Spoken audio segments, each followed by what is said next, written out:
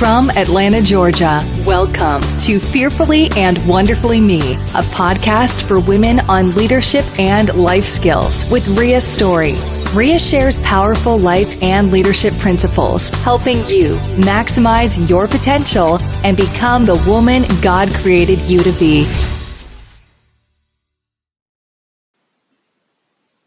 Hello, everyone. Welcome to Fearfully and Wonderfully Me, a podcast on leadership and life skills designed to help you become the woman God created you to be.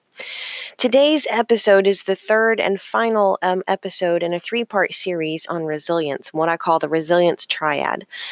If you didn't catch the first two episodes, those are going to be episode number 40. Let's see, it's going to be episode number 42 and episode number 43. So those are the first two episodes in this series. If you haven't caught them, go back and listen to them first because they really give you a little bit of perspective for this last episode in this series.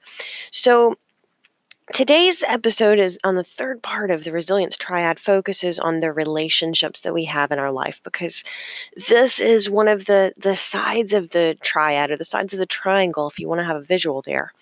You know, the first part was recognizing that we as people can do something positive.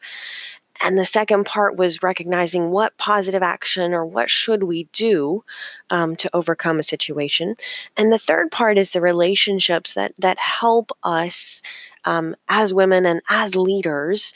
That relationships are a critical part of our life because relationships influence us and they help us cope and they help support us.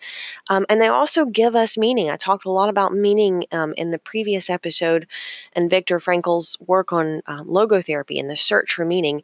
And relationships really tap into our purpose and they give us that meaning and that perspective. So relationships are a big part of overcoming adversity.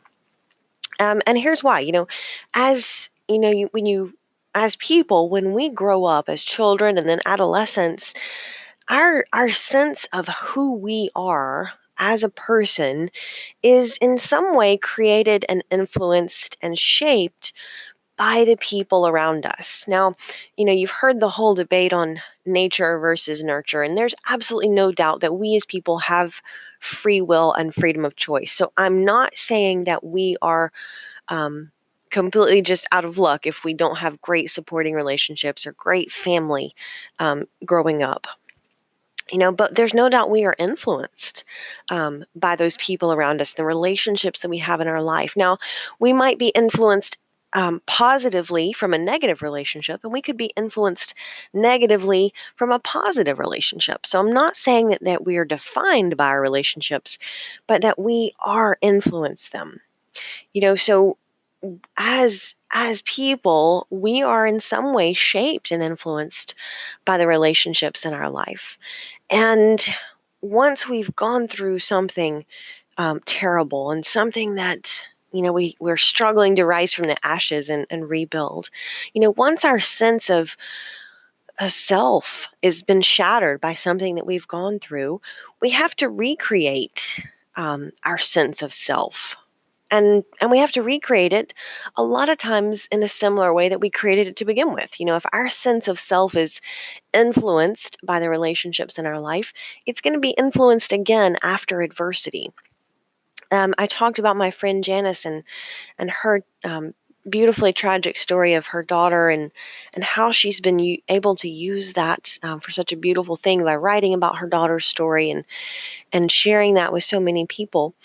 And see, as she's been able to tap into using that story in a positive way, but in order to be able to do that, we have to have positive relationships in our life, and the relationships in our life certainly support us and affect us and influence us. Now, I've talked a lot about relationships in some previous episodes because relationships, we have to be intentional about them, because sometimes even wonderful people might be toxic relationships, and that's relative to where we are and where we're going in life. For example, there are a lot of relationships that might be nice, but they might not necessarily be supportive, because sometimes the people who hold us back in life the most are our friends or our family. And that's sad, but it's true. Sometimes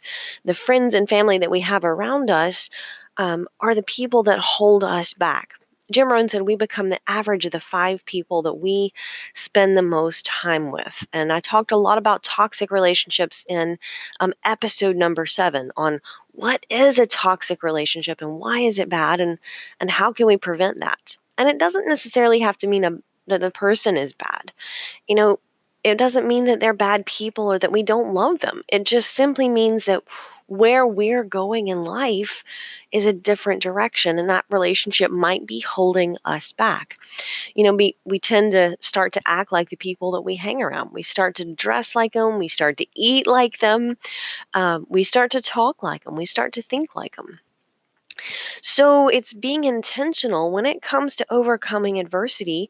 Sometimes we need different relationships to help us overcome that. And, that can be hard because one thing I've realized is that when we come through something, and when I talk about adversity, I'm not just talking about, having a bad day at work and maybe spilling your coffee on your shirt as you drive into work. I'm talking about, adversity and things of situations that have the potential to be tragic, or to shatter us completely, or to help us rise above. And one thing I've recognized is that when we overcome that, or when we go through a situation like that, something that's horrible. Life is terrible. We all experience adversity. It's just a question of when. But the death of someone who's close to us, or maybe it's a divorce of a relationship that we weren't ready to move on from that relationship, or it could be terrible disease. Maybe it's getting cancer. Those type of experiences tend to shape us either positively or negatively, but a lot of times they help us mature. They help us mature. It's one thing I've recognized is that when someone has experienced something so tragic and so awful like that, it helps us mature because it gives us a different perspective. And that in and of itself is not necessarily a bad thing, but sometimes it means that the relationships we had in our life prior to that are simply just not the same influences in our life because we're different. The way that we see the world has been fundamentally changed when we go through adversity. And so sometimes those relationships, they might be good relationships, but they no longer serve us. I've had many friendships over the years, and it's interesting because there are certainly friends that I had growing up as a teenager, but those relationships are no longer relationships in my life. It doesn't mean that they're bad relationships or that they were bad people. It just simply means I'm in a different place in my life since I've moved on, since I've left home, and certainly even now, 18 years later, as I talk about the experiences that I had going through, and I talk about those experiences, the relationships that I had even 10 years ago are not the same relationships that I have in my life today. Um, and it's really being intentional when we're trying to recreate our sense of self after something has just shattered us and we feel broken. It's time to get intentional about the relationships that we have that help us recreate our sense of self. Now, obviously, my husband, Mac, has been very powerful for me, and that's been a very supportive and defining relationship for me because day one, since I started sharing my story, first with him, when I left home 19 years ago, and then later as I started sharing it and writing and speaking about it, that relationship has been a very positive influence on me recreating my sense of self. As I recreated my sense of self, not as an abuse victim, but as a survivor, that's been a very positive and supportive relationship in my life and continues to be. But there are relationships in my life, even in my family. I mean, obviously, I've terminated the relationship with my parents because um, they're toxic to me, and that relationship is not something I need in my life. And that's hard to do sometimes, recognizing that we love people sometimes, but they're toxic for us and where we need to go and where we need to overcome and who we want to be. But relationships can be very positive for us.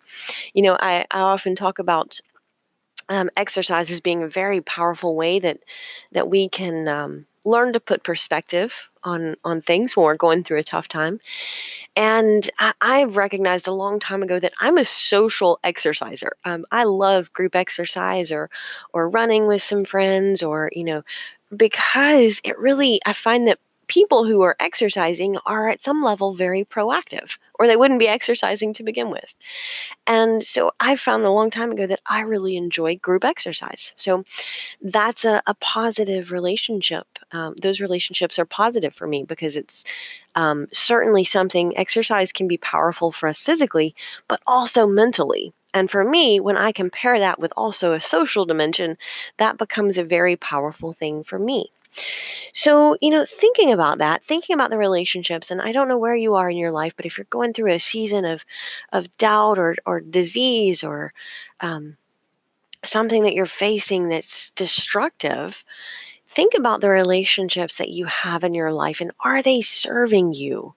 Are they helping you reshape and recreate your sense of self as a stronger person? Are those relationships supportive things in your life? And if not, go back and listen to episode number 7, where I talk about what to do about toxic relationships. Until next time.